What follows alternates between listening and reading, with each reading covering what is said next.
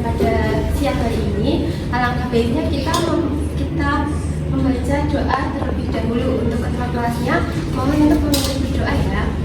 Untuk mengawali belajar pagi hari ini, mari kita berdoa bersama-sama. Berdoa dimulai.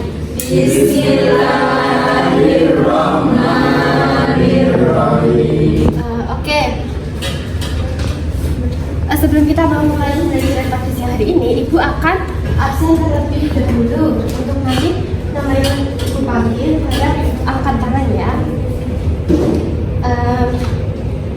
Eda Devi, Hadir Ibu. Firta Herdiana, Hadir Ibu. Yulia Kamila. Hadir Ibu. Oke, hadir semua ya anak-anak. Oke, kita akan belajar apa hari ini? Pemanasan global. Oke, kalau tentang pemanasan global itu tentang apa sih? Ini bisa dilihat maksudnya itu apa dulu? Buminya panas. Oh,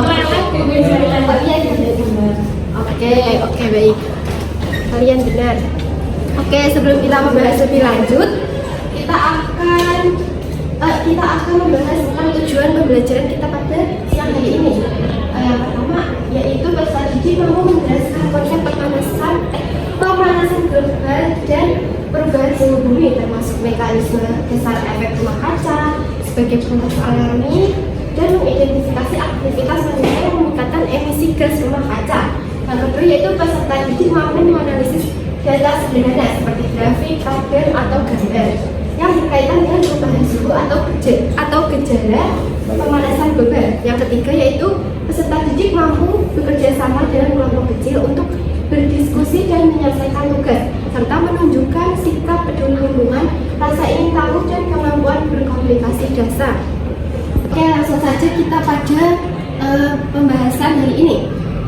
Di sini apa itu pemanasan global? Nah, pemanasan global sendiri atau yang biasa disebut dengan global warming adalah proses peningkatan suhu rata-rata permukaan bumi yang terjadi secara bertahap dan berkelanjutan. Nah, global warming ini disebabkan oleh peningkatan konsentrasi gas-gas rumah kaca di atmosfer bumi. Oke, anak-anak. Di sini ada yang tahu nggak sih dampak pemanasan global bagi makhluk hidup dan lingkungan kita? Ada yang tahu nggak? Tidak, belum. Oke, kalau belum tahu kita akan mempelajarinya dengan melihat video berikut ini ya. Global adalah suatu proses meningkatnya suhu rata-rata udara, atmosfer, laut, dan daratan bumi. Periode perubahan iklim juga pernah terjadi dan metana, pembakaran bahan bakar fosil. Beberapa faktor tambahan lainnya ialah seperti sejumlah praktik pertanian tertentu, proses industri, dan penggundulan hutan. Menghangat, lapisan permukaan lautan juga akan menghangat, sehingga volumenya akan membesar dan menaikkan tinggi permukaan laut. Pemanasan juga akan mencairkan banyak. Oke, tadi kan ada beberapa dari dampak pemanasan global, yaitu yang pertama ada iklim yang tidak stabil, terus yang kedua itu permukaan lautnya itu naik, terus yang ketiga itu tadi suhu udara itu tidak terkontrol, sering berubah-ubah.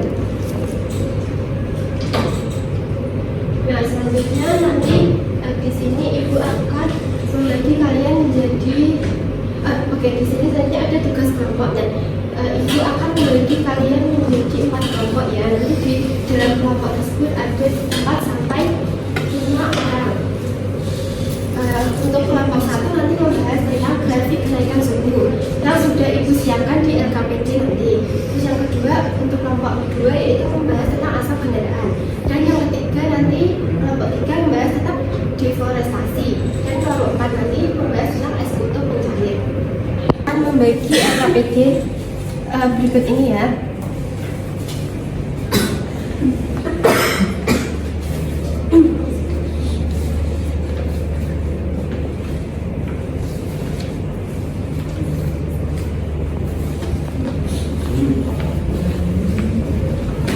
Oke, silakan kalian untuk mengerjakan LKPD tersebut. Ibu akan memberi waktu kalian selama 5 menit ya anak-anak.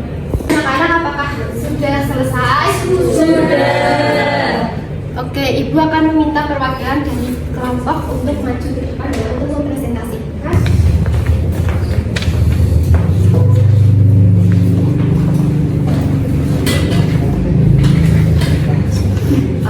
Oke, langsung saja. Saya perwakilan dari kelompok 1. Di sini saya akan membacakan hasil diskusi dari kelompok kami. Yang pertama, pemanasan global adalah fenomena meningkatnya suhu rata-rata permukaan bumi yang terbukti dari grafik yang kami amati, menunjukkan kenaikan hingga 1,28 derajat Celcius pada tahun 2024. Yang selanjutnya, gas CO2 atau dioksida bekerja sebagai selimut atmosfer merangkap panas yang harusnya dipantulkan ke luar angkasa yang disebut efek rumah kaca.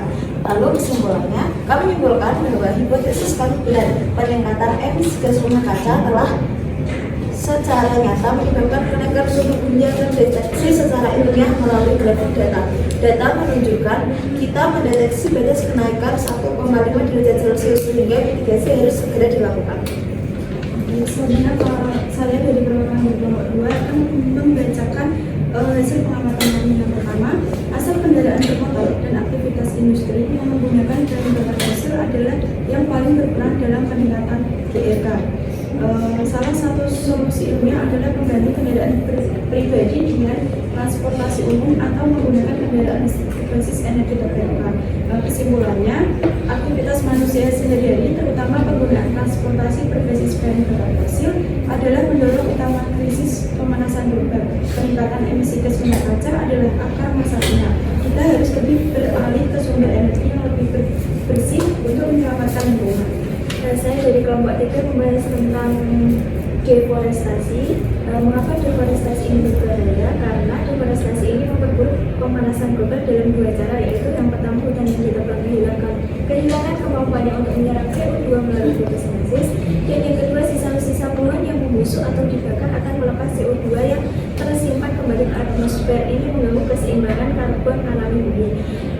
Dampak berbahayanya adalah perubahan iklim ekstrim seperti kekeringan berkepanjangan dan curah hujan yang tinggi.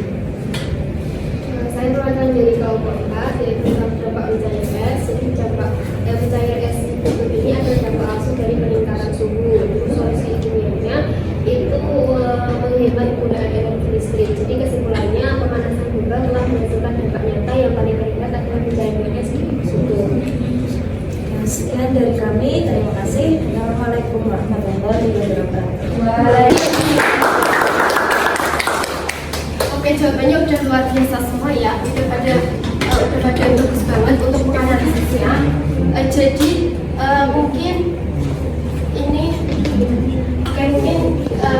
pembelajaran pada siang hari ini sudah dicukupkan. Kurang lebihnya itu mohon maaf. Untuk sebelum kita mengakhiri pembelajaran hari ini, alangkah baiknya kita membaca doa kafaratul majlis terlebih dahulu. Bismillahirrahmanirrahim. Subhanallahumma wa bihamdika asyhadu an la ilaha illa anta astaghfiruka wa atubu ilaik. Wassalamualaikum warahmatullahi wabarakatuh. Waalaikumsalam warahmatullahi wabarakatuh.